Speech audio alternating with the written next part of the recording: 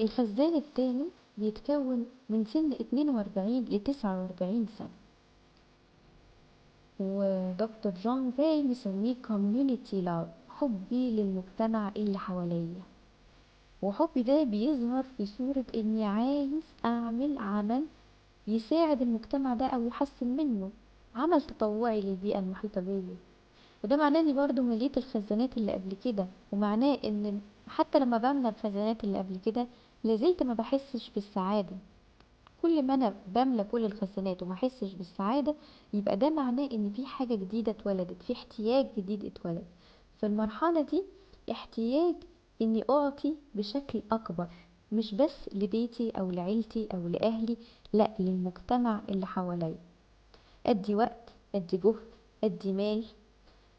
ودايما احط في بالي منساش الخزانات اللي قبل كده.